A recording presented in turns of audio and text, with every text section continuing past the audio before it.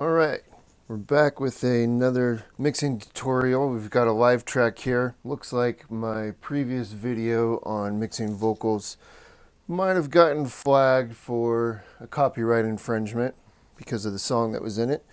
So I've got a different band here and an original tune, so hopefully we won't have any copyright issues on this song. The same principles apply to how I mix the drums, bass, and guitars, but we can go through those real quick, kind of jump through our EQ and compression settings, show you guys what's going on there. I'll go ahead and bring up the track. Start with our drums here. Now we can hear a synth pad on the snare hit. That's because this is live and the drummer had a monitor right next to him that was feeding his drum pad. So you can hear the hi-hat going, but also the pad coming out of the monitor, which is not a huge deal. A big part of mixing live is learning to deal with bleed and mix for bleed instead of trying to erase it altogether. So we'll take a look at our kick drum here. We can see we're high passing the very low stuff, centering in on the low fundamental note, cutting out some of that mid-range noise. Same with snare. We're going even higher with the high pass filter so that we don't get any of the kick drum frequencies bleeding into that mic and possibly triggering our gate. Toms again, focusing on that low fundamental, cutting out the mid and upper mid range. Tom 2. Our hi-hat, we got a high pass, or sorry, overheads we got a high pass on just a little bit. Hi-hat, really high pass. We'll bring in our bass guitar here.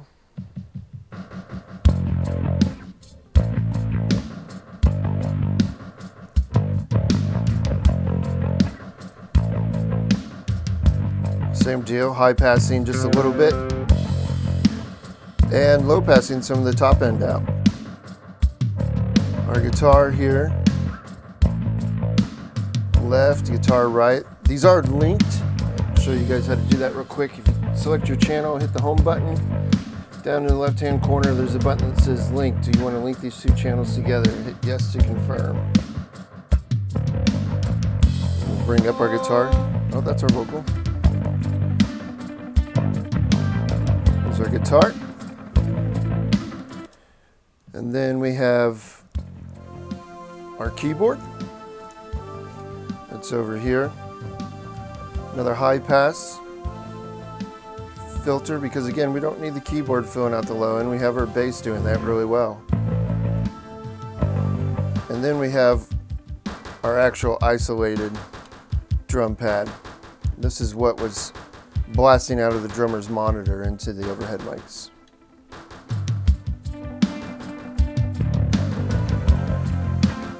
So those are the elements making up the whole track. These are live elements, and there's no processing going on inside of Pro Tools either. This is a actual board mix that I've done here on the console. So, with that said, we'll drop in with our vocals and we'll take down the background singers and just bring up our lead singer. You can see we're high passing his vocal mic again,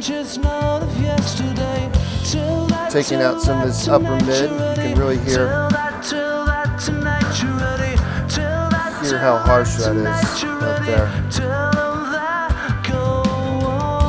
Pulling out a good portion of that, and that's going to make his voice sound much more smooth, much more clean. And we do have him going over to our effects here. He's going into our reverb. Boost that up for you guys.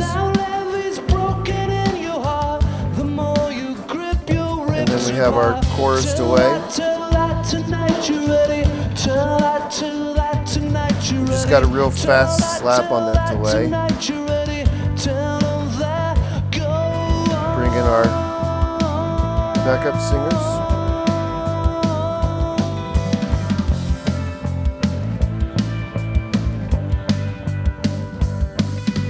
Imagine yourself in a world that can't show. I hold on to the time that you let go. Enough of noise, enough of pain. The truth that bring up our keyboards to support that. Imagine yourself in a world that can't show. I hold on to the time that you let go. And this is a good time to show you guys how we would label a track that's mislabeled. We can select and hit utility over here, and that brings up our labeling center.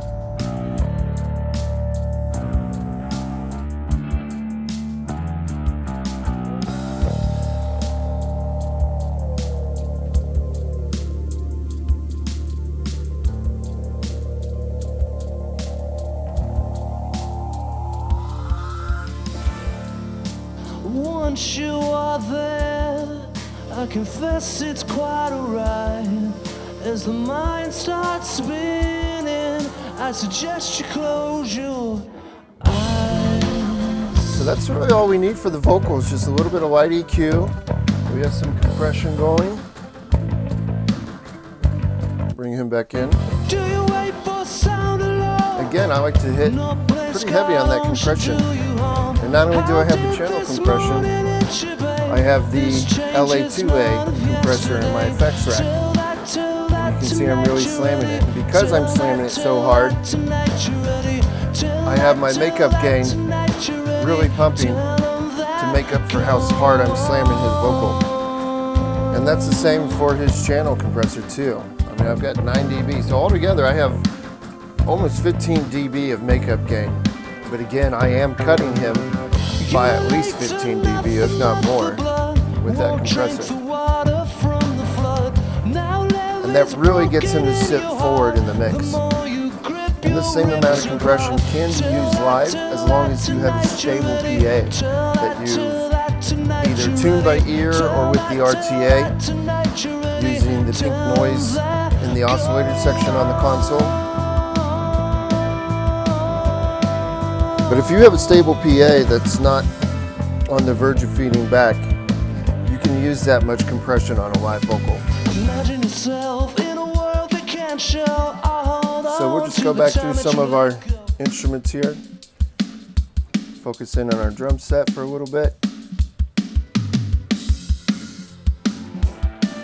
And then for guitars.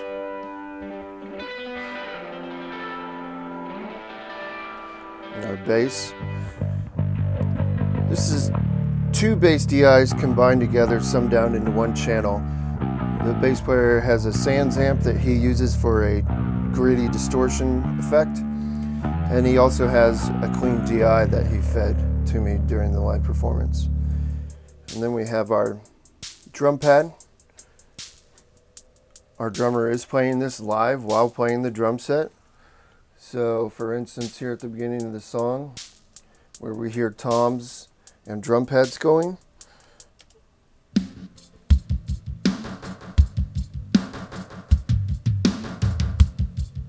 that's just a very talented drummer, effectively playing 2 instruments at once. And he also sings backup. I should mention, these are friends of mine, a band called Wonder Fuzz.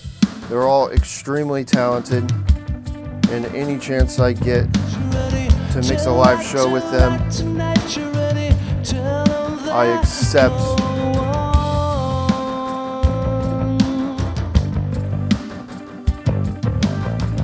I don't care how bad the load in is going to be. I'll take that gig any chance I get. Because working with a band this talented can be pretty rare. Alright guys, that's all we have for today. Make sure you check out the other videos where we went more in depth on mixing drums, bass, guitar, all that good stuff. Hit the subscribe button if you like what you're watching. Talk to you soon.